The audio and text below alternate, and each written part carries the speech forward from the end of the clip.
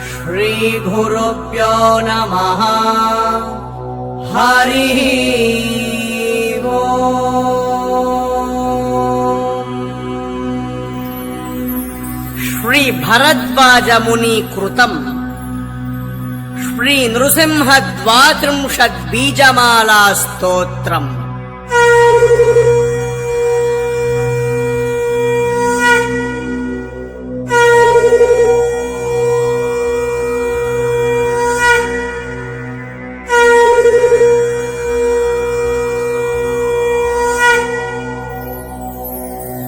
उद्गीताद्यम् महाभीमम् त्रिनेत्रम् चोग्रविग्रहम् उज्ज्वलम् तम् श्रियाजुष्टम् श्रीं श्रौं ह्रीं नृहरिम् भजे।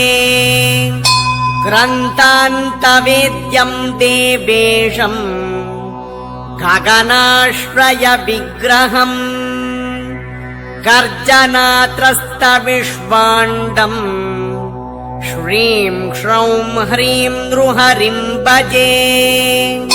वीतिहोत्रेक्षणम् वीरम् विपक्षक्षयधीक्षितम् विश्वम्भरम् विरूपाक्षम् श्रीं श्रौं ह्रीं नृहरिम् भजे। रङ्गनाथम् दयानाथम् दीनबन्धुम् जगद्गुरुम् रणकोलाहलम् धीरम् श्रीं श्रौं ह्रीं नृहरिम् भजे। मन्त्रराजासनारूढम् मार्ताण्डोज्ज्वलतेजसम् मणिरत्नकिरीटाढ्यम् श्रीं श्रौं ह्रीं नृहरिम् भजे। हाहाहुह्वादिगन्धर्वैः स्तूयमानपदाम्बुजम् उग्ररूपधरम् देवम् श्रीं श्रौं ह्रीं नृहरिम् भजे। विधिवेदप्रदम् वीरम् विघ्ननाशम् रमापतिम् वज्रखड्गधरम् धीरम् श्रीं श्रौं ह्रीं नृहरिम् भजे। विष्णुशब्ददलस्तम्भम् दुष्टराक्षसनाशनम् धुर्निरीक्षम् दुरादर्शम् श्रीं श्रौं ह्रीं नृहरिम् भजे।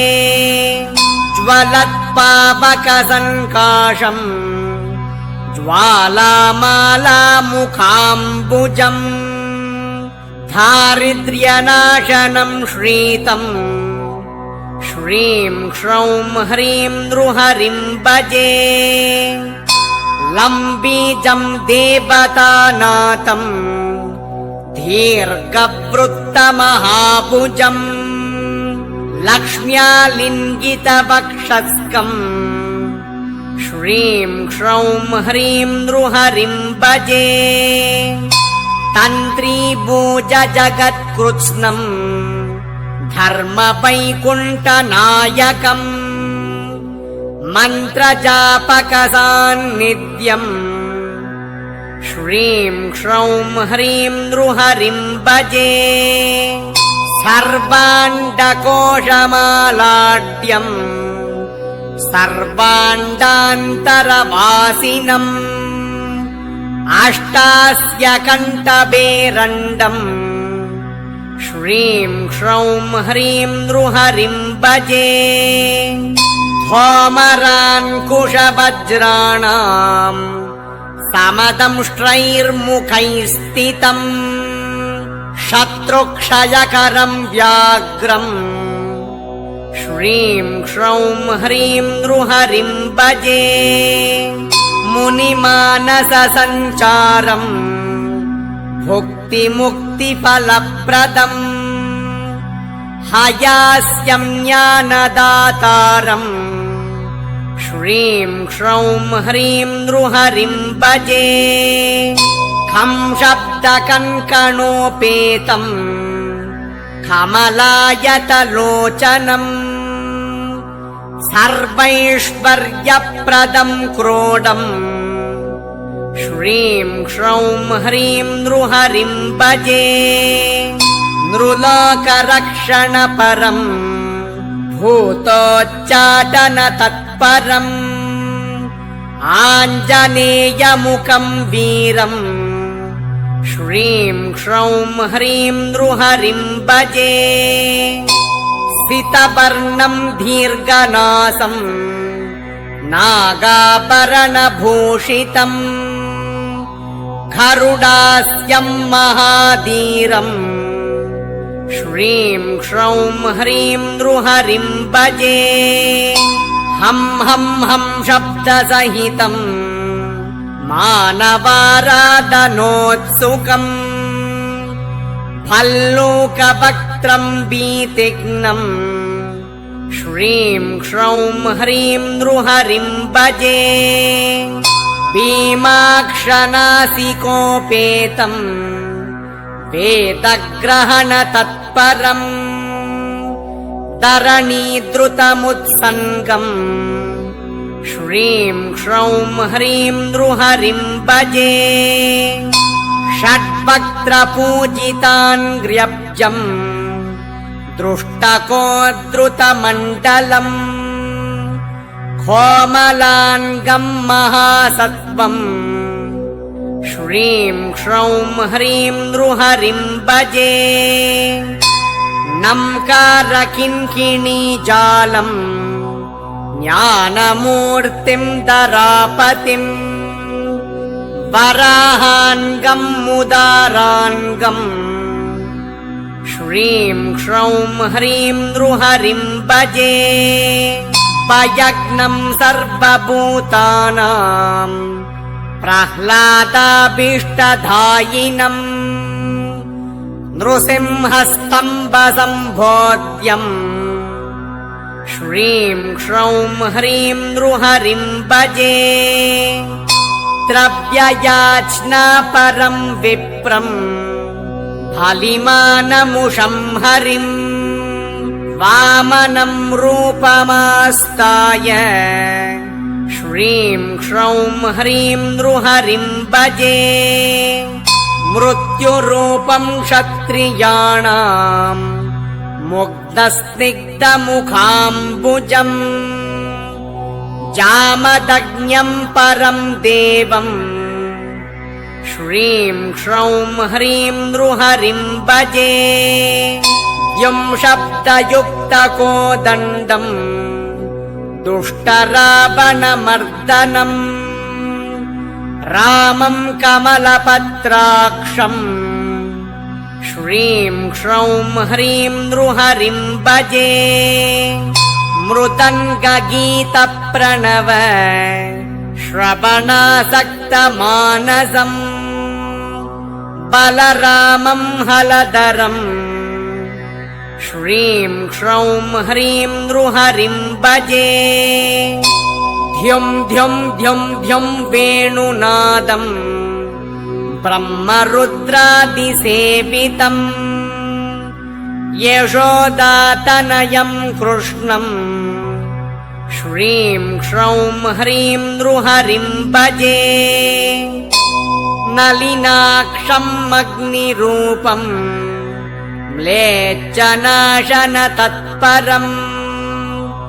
ज्वालामालापूरिताङ्गम् श्रीं श्रौं ह्रीं नृहरिं भजे मानायकं महासत्त्वम् ममाभीष्टप्रदायकम् मद्रक्षणपरं शान्तम् श्रीं श्रौं ह्रीं नृहरिं भजे मृत्युटङ्कारसंयुक्तम् शार्ङ्गदन्वानमीश्वरम् सद्वस्त्राभरणोपेतम् श्रीं क्ष्रौं ह्रीं नृहरिं भजे यन्नामस्मरणात् सर्व भूतवेतालराक्षसाः क्षत्रपप्रलयं यान्ति श्रीं क्ष्रौं ह्रीं नृहरिं भजे हं बीजं नादं सर्वेषं शरणं वरयाम्यहम् उपायभूतं लक्ष्मीशम् श्रीं क्ष्रौं ह्रीं नृहरिं भजे फलश्रुति भरद्वाजकृतं स्तोत्रं मन्त्रजार्णवसम्भवम् सकृत्पठनमात्रेण सर्वदुःखविनाशनम् राजवश्यं जगद्वश्यं सर्ववश्यं बभेत् ध्रुवम् भूतप्रेतपिशाचादि व्याधिदुर्भिक्षतस्कराः धूरादेव प्रणश्यन्ति सत्यं सत्यं न संशयः विद्यार्थी लभते विद्याम् धनार्थी लभते धनम् सर्वार्थी सर्वमाप्नोति मोक्षार्थी मोक्षमाप्नुयात् यं यं कामयते चित्तम् तं तं प्राप्नोति निश्चयम्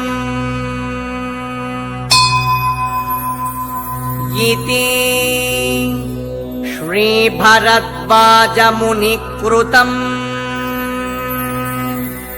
श्रीनृसिंहद्वात्रिंशद्बीजमाला स्तोत्रम् सम्पूर्णम्।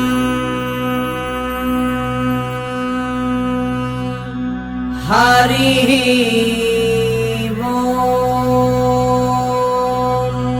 तत्सत्।